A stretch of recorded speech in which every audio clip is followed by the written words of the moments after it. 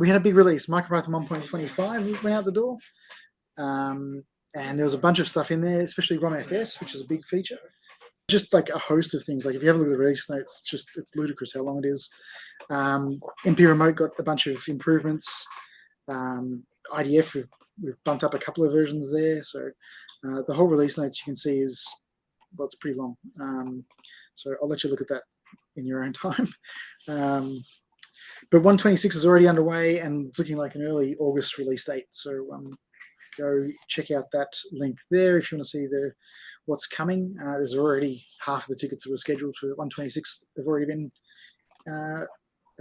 merged already. And anything that's in 1.26 already you can get with the preview builds. So yeah. Next up, we got Mipifying the Amazing List. So Oliver and I had a bit of a hack session a week ago now.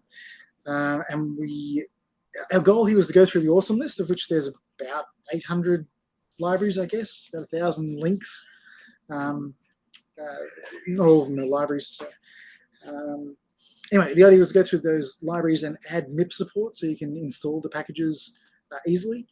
It was kind of a big job, and so we asked Claude for some help. Claude's one of the new LLM AI agents. And to be honest, it was overall a win. For those that haven't used Claude, it can be pretty magical at times and can also be frustrating as well. But this was a really tedious task. Like you had to check out like a lot of repositories. You had to fork them, to make the changes and raise the PRs. And Claude actually did all of that up with a bit of prompting. So there's now about 120 PRs that were raised from that list. About 30 of them now have been accepted. There's another batch coming. So yeah, that was pretty cool. It wasn't perfect. I got an MR update today asking to fix one of the problems that had been submitted. And it's not free. Like that whole session was about an hour and a half or 2 hours of our time. And it sort of trickled on for the rest of the day while Claude was sort of doing things in the background. And I'd go away and come back and update the prompts.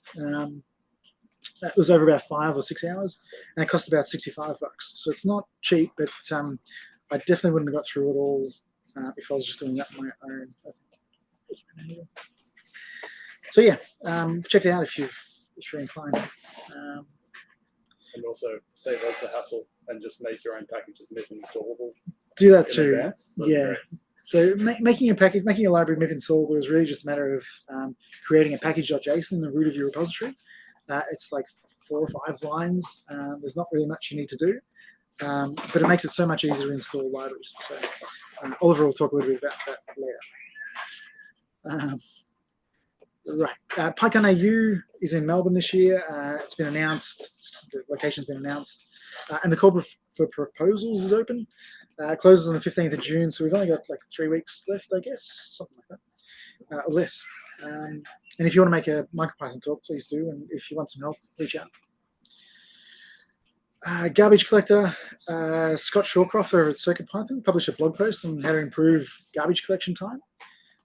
He'd observed that in like the bad scenario, the GC collect could take 20 seconds, typically on those devices that have tons of memory. So yeah, they had implemented a workaround in CircuitPython. They're calling it selective collect. And Scott's been talking about this with Damien as well. So we're looking at different ways we can pull in a similar feature in MicroPython. The idea here is that you can identify certain objects to not be garbage collected, and so the garbage collector doesn't check them.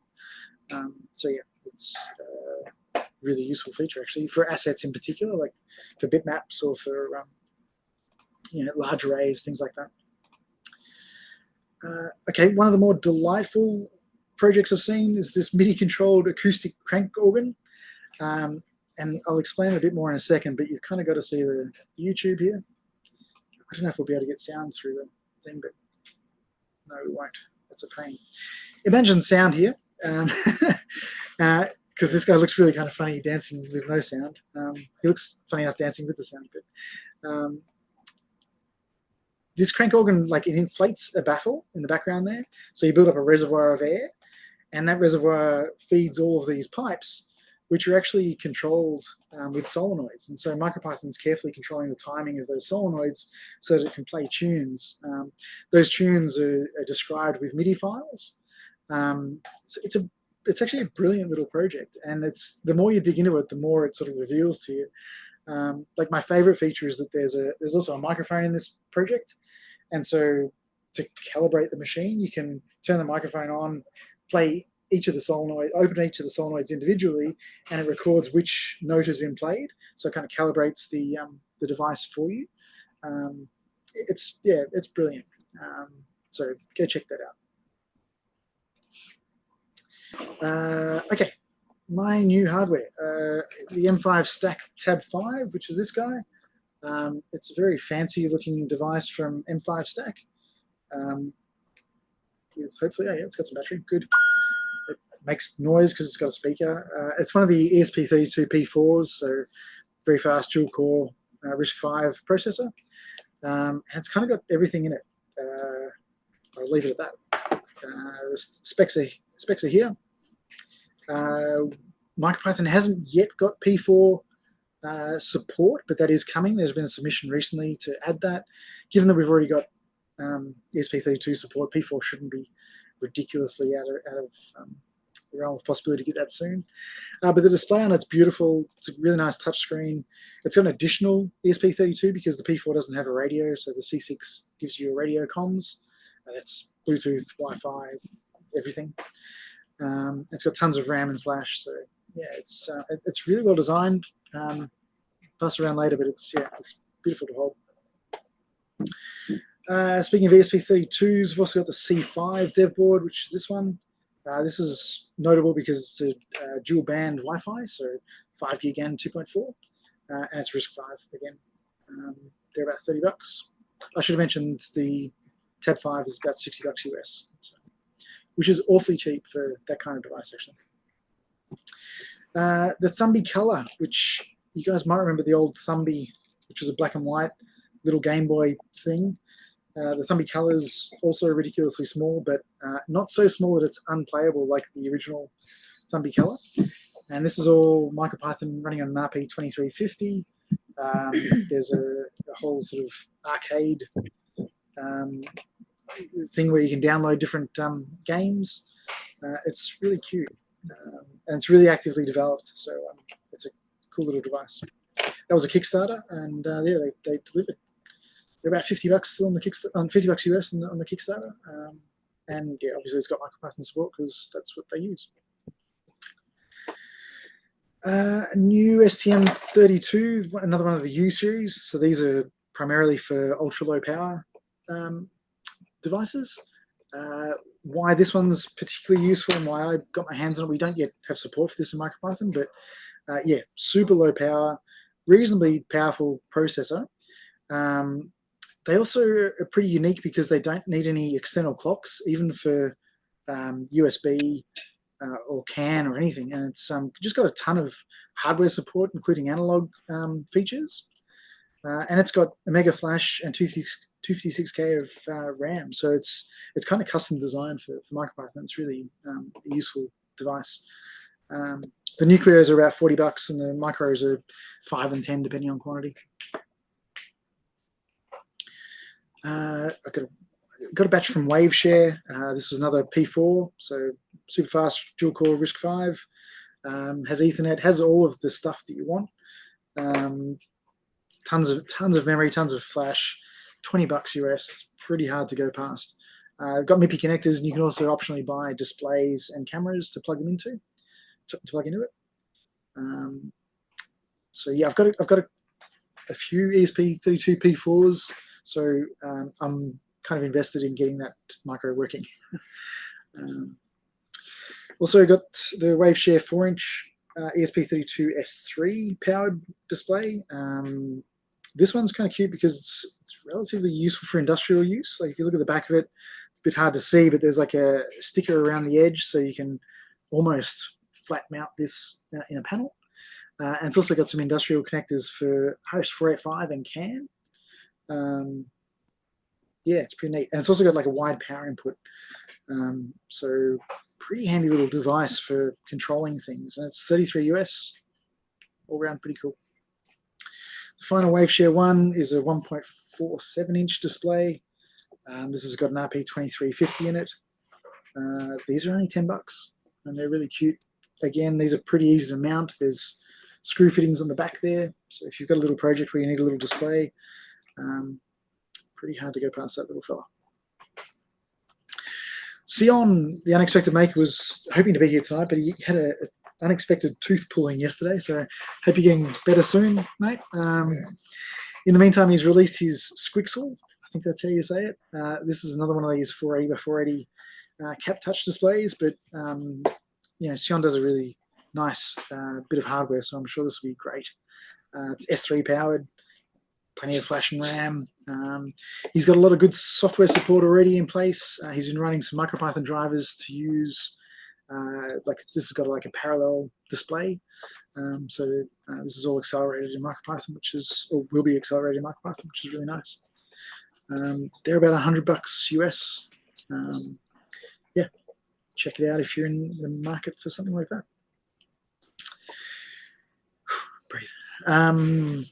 Repebble. For those that know of the Pebble watches, that project has sort of been kickstarted again by one of the original team members, Eric Mijakowski. So go check out Repebble if you're interested in the Pebble watches. They're a pretty iconic sort of e-ink displayed kind of watch, and the battery life is like weeks rather than overnight. They've been talking about which processor to use for their next round of watches because they've restarted the project. Google actually agreed to open source a lot of the software, so they're putting the team back together. Why I'm interested in this is because although they're using the NRF 52840 in the short term, they're looking down in the future, and they've come across this Sci-Fly chip, which I'd never heard about. I don't think anyone had heard much about, but this is the one they're sort of betting on for the future new Pebbles, and it's a dual-core device. The primary core is 240 meg, half a meg of RAM. It's got like a low-power core to manage the Bluetooth radio, and it's got like hardware acceleration. It's got all sorts of really interesting blobs of hardware. 45 GPIOs. It's a small package. Really importantly, like a lot of the HAL is all open sourced, so that was a big deal for them. And yeah, it's got PS RAM support and all sorts of things. So you can get a dev board, which I've got one on order from Ali, with 16 meg of flash and 8 meg of PS RAM for about $40 for a dev board. So yeah, really interesting chip, especially for us MicroPython folks who like a bit of RAM and flash. And it's likely to be supported. These guys are moving pretty quick in the Repebble space. M5 Stack released a PLC controller, quite cheap, yeah, 43 US, with a ton of industrial support for digital inputs that are opto-isolated and wide range of power input, that kind of stuff. So if you're in the market for something that you want to hang on a DIN rail, you can do worse than this. It's got, yeah, ESP32S3 with a little display with some buttons so you can sort of interact with it and configure it.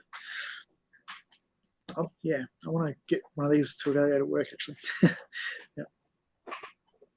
Pico 2 Ice was released. This has got a holy mashup of an RP2350B and a Lattice FPGA. So if that's of interest to you, this is a great combination of features.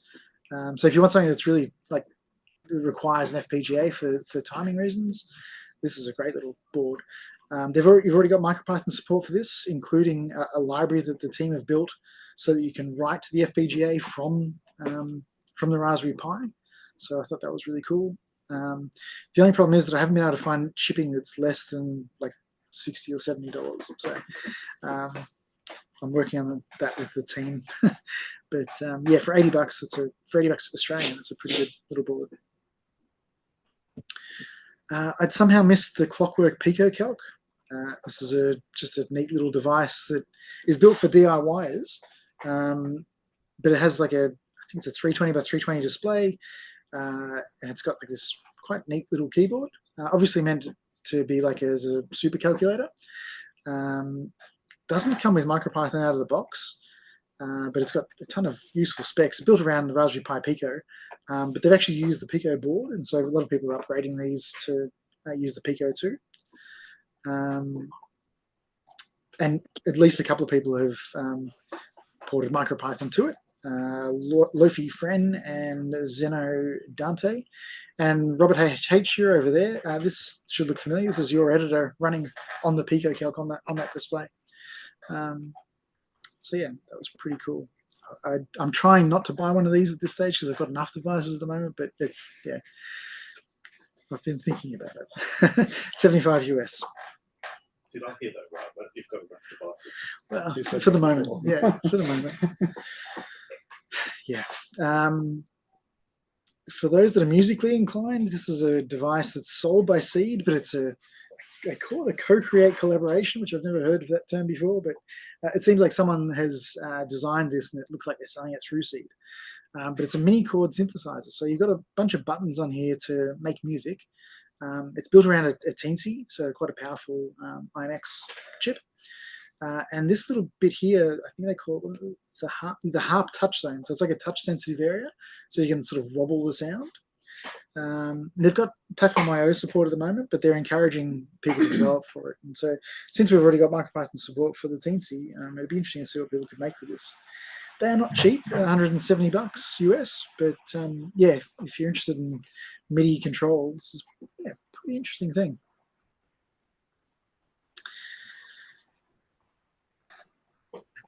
We've had a few e-papers devices come out. This is a particularly nice 7.5-inch one by Seed again, powered by one of those little Xiao ESP32s.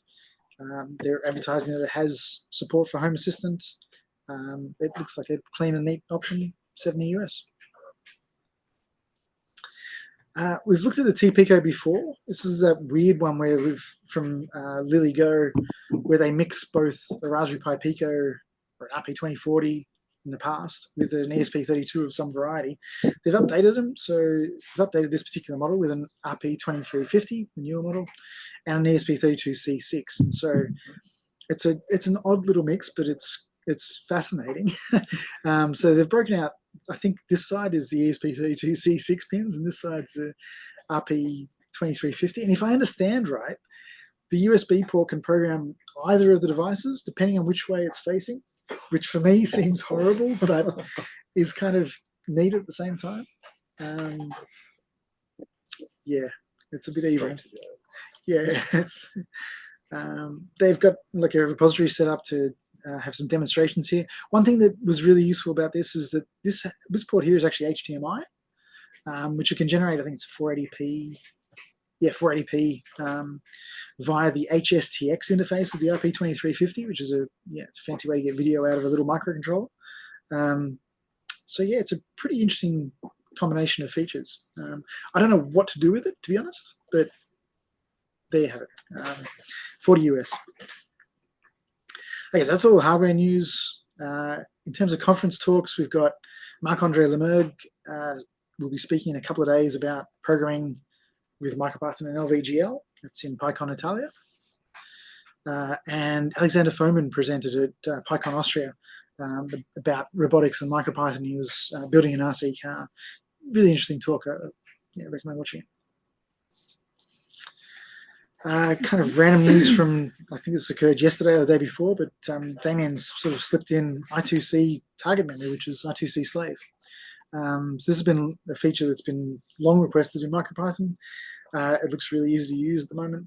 It's only for the RP2 and the STM32 ports at the moment, but I think, Robert, you've already talked about putting it into the IMX port already, so it's likely to go across all of the ports if people like this interface. So keep an eye on that if you need that feature.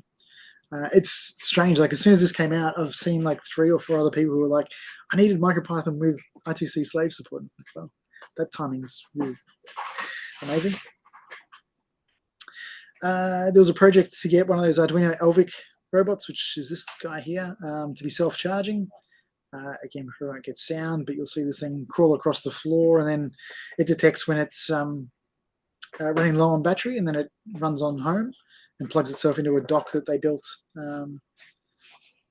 Skip ahead to the CUDA part of it.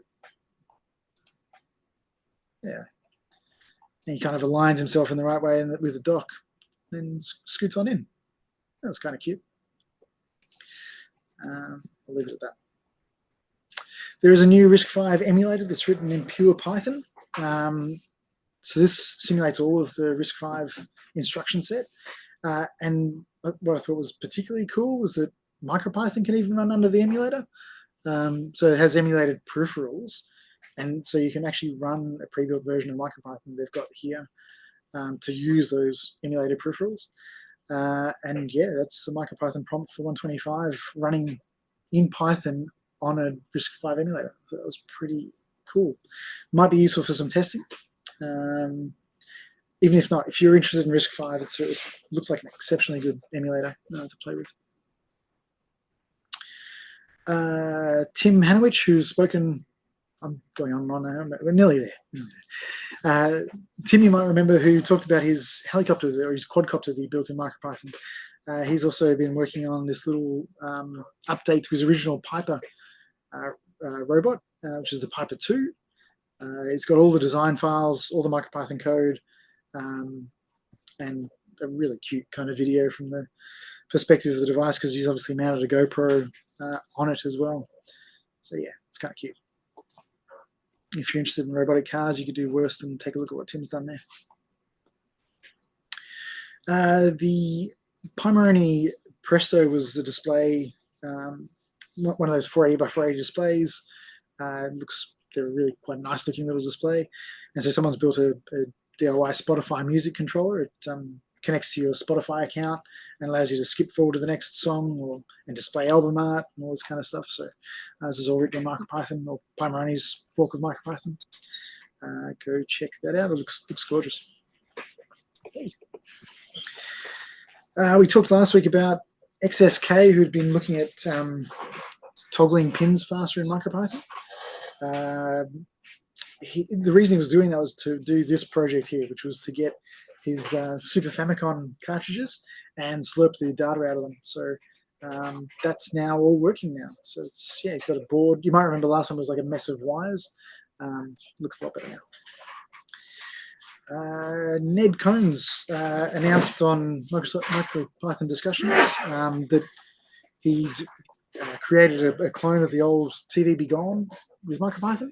So the TV Be Gone basically just emits a whole bunch of infrared signals to turn all TVs off in the area. So you can just go around and go to the airports and turn everything off. The problem with the old project was that it was old and didn't cover all of the modern TV signals.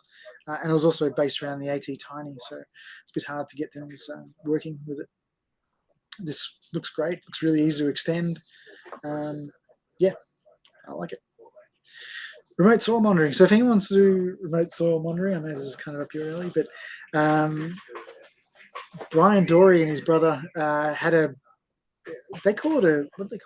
polytunnel greenhouse. I've never heard the word polytunnel, but anyway, growing stuff in a polytunnel that was about a kilometre away from his house.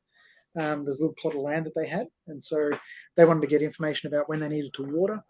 So this is a really cool combination of like using LoRa, soil monitor sensing. There's an e-ink display in here, so it gives you some information at the point of where the readings are. It's solar powered with a battery. Like, there's a whole bunch of really interesting things here that all combined to be a really useful project. Chat. Cool. Thanks, Andy. Andy's just also posted a link to not just for Spotify, but Last.fm display for the Presto. So cool. I'll share that around, Andy. Anyway, this is a really cool project. It's really, really well written. All the code's available. A lot of design files are available too. So if you've got any overlap in some of those features, it's a really good one to look at. It's a shame we can't hear this one, but for those that are older like me, you might remember SAM, which was a text-to-speech program from days gone by. I remember playing this on the Commodore 64. And so someone, Quan Lin, has ported this and made it a pure Python application, and intentionally to make it work on MicroPython. So it's really easy to connect just a basic speaker to a microcontroller now. You can run his repository and play SAM. And you can also, there's a browser-based interface to it as well, which if I click say, you would normally be able to hear.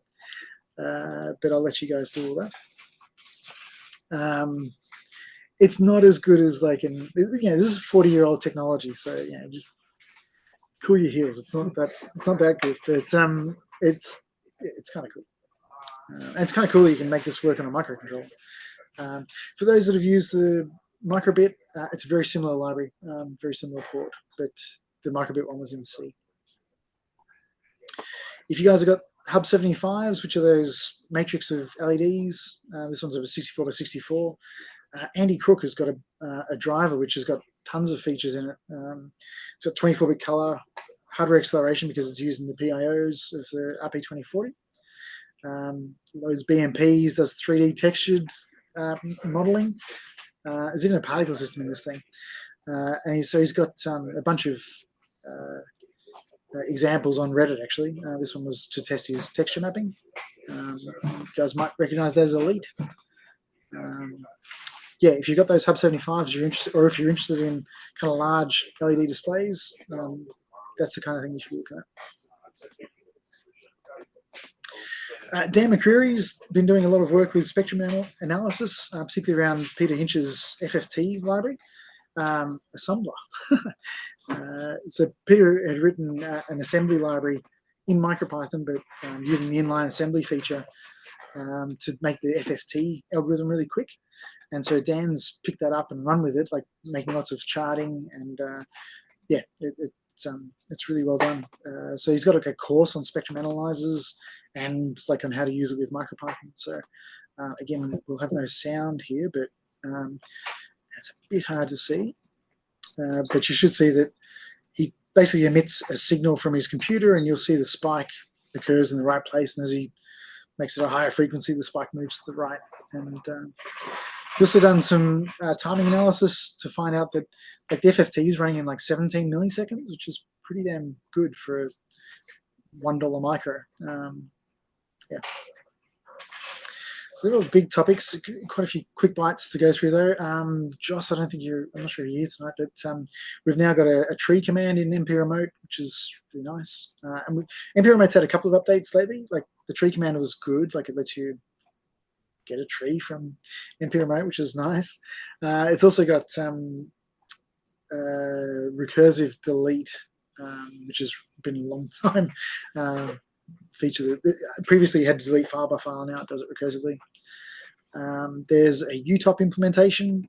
This only works in ESP32 at the moment, but the interface is intended to work across ports.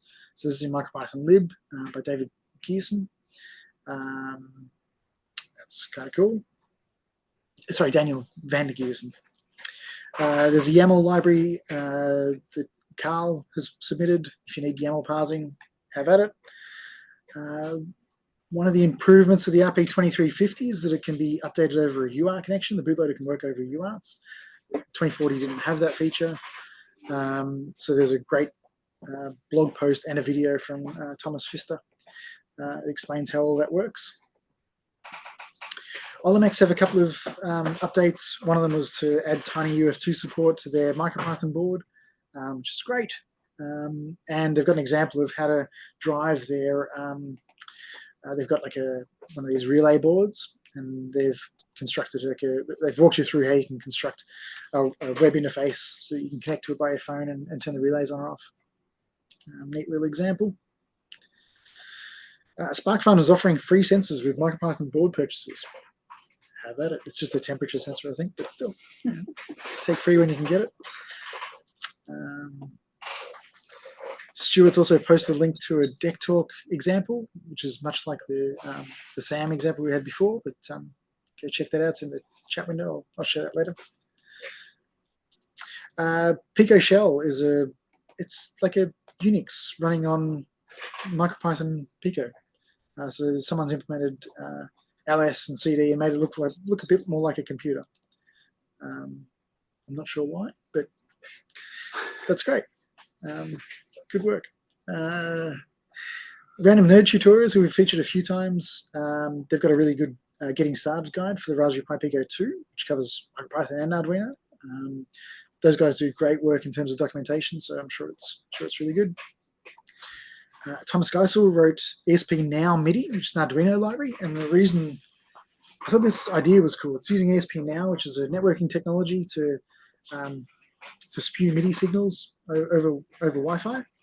ESP Now is it's a little bit more low level than regular Wi-Fi, so it's connectionless, and I'll let you look it up. But we've got an ESP Now library in MicroPython, so it would be possible to hook into that. There's already a half-written CircuitPython version, but yeah, it should be possible to make that work in MicroPython really easily. Casio announced that their latest graphing calculator has MicroPython in it as well. And if I understand right, they've actually put a second processor in this thing, and then they communicate it to their main processor over UART. I'm not sure why they did that. It's a very old version of MicroPython. I think it was like, I want to say 1.9, but that sounds too old. But it was pretty old. Anyway, curious. Gary Explains is a YouTube channel, and he covered how to build nerdy digital dice.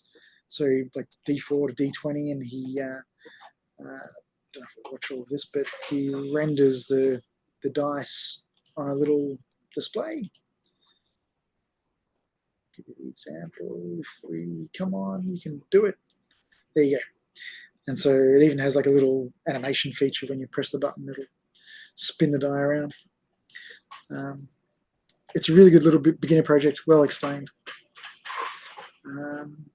And Dave Horton shared that he'd written a tutorial on an I2C driver, which was for the BH1750. But he actually went into quite a lot of detail about the thought process and how to structure your code. So if you want to look at creating a MicroPython I2C driver, it's a good place to start. And that's it. When I asked Midjourney to try to render what it might be look like Oliver and I using Claude, this is what it came up with. And it's almost impossible to not get a beard when you ask for a developer sitting in front of a computer with Midjourney, apparently. I tried to say clean shaven, and I tried like without a beard. Nah, it just always gave us beards. So that's it.